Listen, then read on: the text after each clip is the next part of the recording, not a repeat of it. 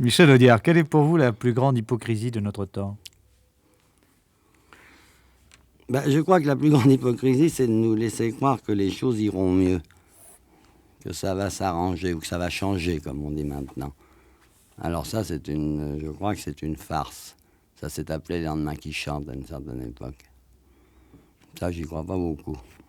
Moi, je crois qu'ils iront plutôt en empirant. Et pourquoi?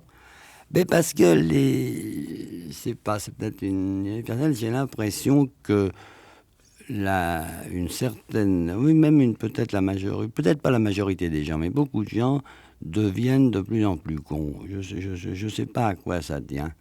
Moi, par exemple, quand en ce moment, j'assiste à la destruction progressive de mon quartier, le 14e.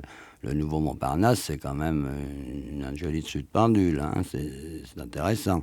Bon, et ça gagne, on est en train de casser la rue Vercingétorix, puis ce sera la rue de l'Ouest, puis ça gagnera. Puis un jour, on rasera le parc Montsouris pour faire une tour, des immeubles. Il se passe des choses. Je veux pas être passéiste, hein, je suis pas. Je sais bien que la vocation d'un architecte en 78, c'est pas de refaire le château de Versailles. Je suis bien d'accord là-dessus.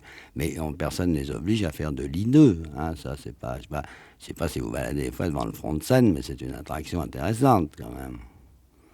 Mais ces gens qui construisent tout ça, ce sont d'une certaine façon les mêmes que ceux qui viennent vous trouver pour faire des films. C'est le même genre d'homme, non?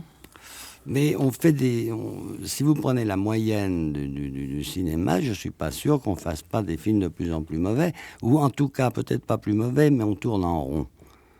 Ce qui est peut-être... On peut tourner autrement qu'en rond? Différent. On va pas... Le cinéma ne subit pas cette espèce de poussée des arts en général, on continue à essayer de nous persuader que le cinéma est un art.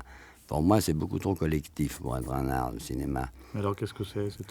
C'est un mélange d'art et de business, parce que vous n'êtes pas seul maître à bord. Vous comprenez, un peintre qui fait sa toile, il peut la déchirer, la foutre au calorifère, et si elle ne lui plaît pas. Quand vous êtes sur un film, ça concerne une centaine de personnes. Qu'est-ce que vous voulez faire? Vous n'allez pas détruire tout d'un coup la copie d'un film parce qu'il n'est pas bon. Ensuite, moi, demain, supposons que j'écris un bon dialogue, tout peut arriver, et qu'un acteur me joue mal, ce truc, le dise mal. Je suis foutu, vous comprenez?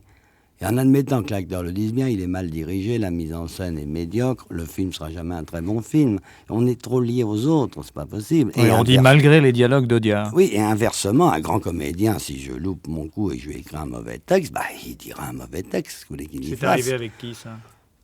Non, c'est-à-dire j'ai été un petit peu trahi, moi, dans mes débuts, surtout. Parce qu'au début, et ça, pour les types qui commencent dans le cinéma, c'est évidemment un handicap. D'abord, vous ne savez pas qui va jouer le film, on regarde du temps, on vous dit on verra. Bon, parce qu'il n'y a pas de sous, parce qu'il manque le nerf de la guerre. Alors vous vous retrouvez avec des acteurs médiocres, et rien n'est pire pour un dialoguiste. Un scénariste, c'est un petit peu différent, mais un dialoguiste, il est absolument lié à l'acteur. C'est la grande complicité, c'est le véhicule. Qu'est-ce que vous voulez? Moi, j'ai pas d'autre véhicule au cinéma que le comédien qui va dire mon texte. C'est bien évident. Alors, une fois que vous avez fait un peu votre chemin, que vous avez creusé votre trou, vous savez qui va jouer un film. Moi, maintenant, quand je prépare un film pour Belmondo ou pour Delon ou pour un autre, c'est lui.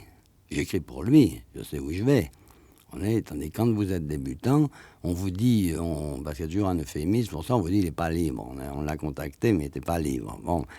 Et celui qui est libre, malheureusement, on est assez loin de compte, parce que je persiste à croire que les acteurs connus ont quand même un peu plus de talent que les autres.